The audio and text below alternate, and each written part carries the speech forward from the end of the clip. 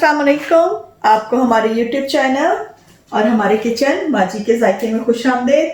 आज हम बनाने लगे हैं तवा फ्राई गोश्त, यानी कि फ्राई गोश्त ऑन तवा। ये बहुत एक आसान और सिंपल रेसिपी है, बकर ईद स्पेशल है। ये बहुत अच्छी है कीटो डाइट वालों के लिए, प्रोटीन डाइट वालों के लिए। इसमें हमें नेचुरल फैट मिलता है जो हम चर्बी से लेते हैं। ये हमारे स्किन के लिए बहुत अच्छा होता है। इसके लिए जो हमें इंग्रेडिएंट्स चाहिए, मैंने तकरीबन 1 किलो गोश्त लिया। देखिए इसको बहुत छोटा छोटा काट लिया है।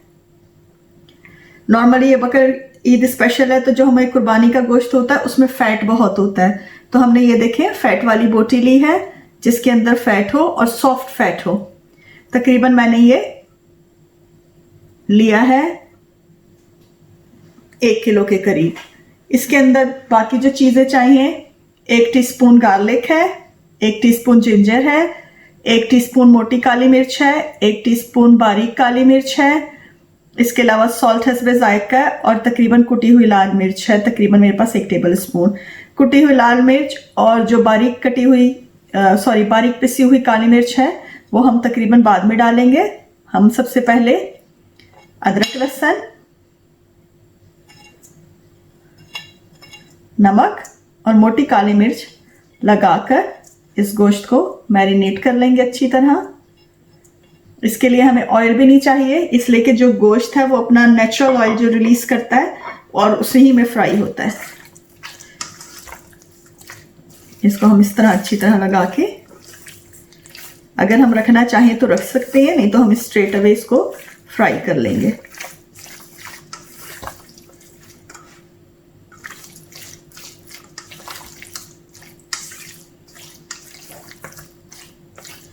ये नमक, काली मिर्च और अदरक लहसुन, ये हमने इसको अच्छी तरह लगा दिया। अब हम इसको फ्राई करना शुरू करते हैं।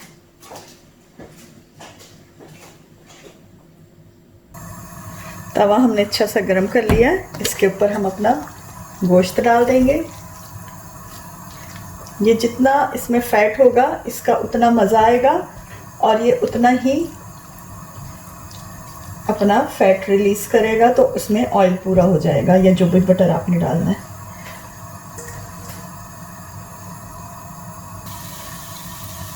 इसको हमने उस पर रख दिया। अब ये देखें जैसे ही इसको तवे पे रखा है ये अपना फैट रिलीज करना भी शुरू हुआ है। इसमें से पानी भी निकलेगा और हम इसको इसी के फैट में अच्छी तरह फ्राई कर लेंगे।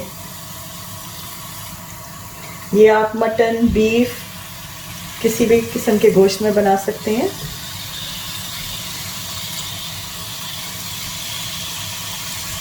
ये देखें।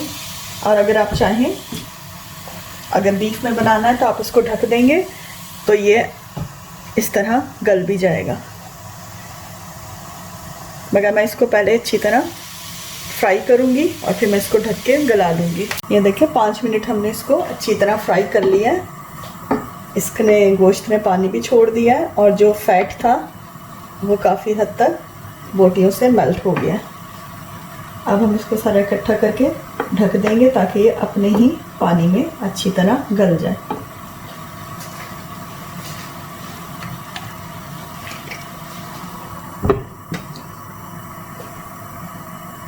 तकरीबन 5 से 10 मिनट तक हम इसको पकाएंगे और फिर इसको फ्राई करके उतार लेंगे।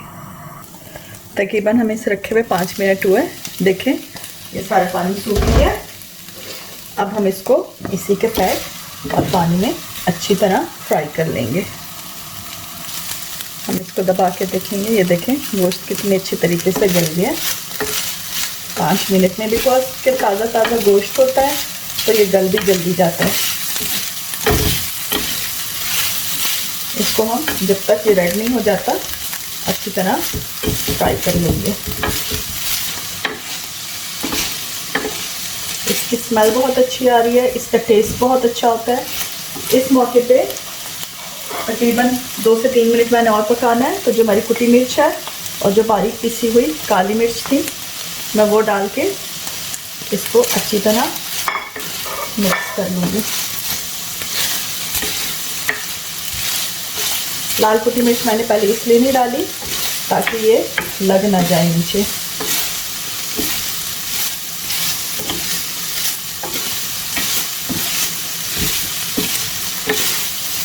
हमारा तवा फ्राई गोश्त जो है, फ्राई गोश्त ऑन तवा जो है तैयार हो गया। इसको मैं आपको क्लोजअप लेके दिखाती हूँ तो कितना अच्छा इसका कलर आया है। बहुत अच्छा सॉफ्ट तैयार हो गया, बहुत अच्छी स्मेल आ रही है।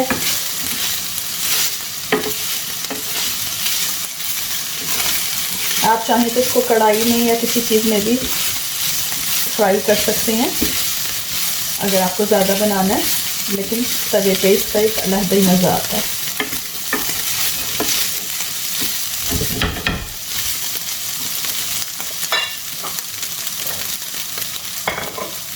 इसका क्लोजअप आपको लेके दिखाती हूँ। ये देखें कितना अच्छा रेड ये तैयार हुआ है।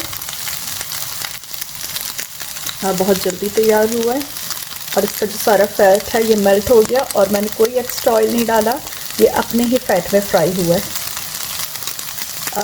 अब मैं इसकी प्लेटिंग करती हूँ। हमारा मज़ेदार फ्राई गोश्त ऑन तवा तैयार है।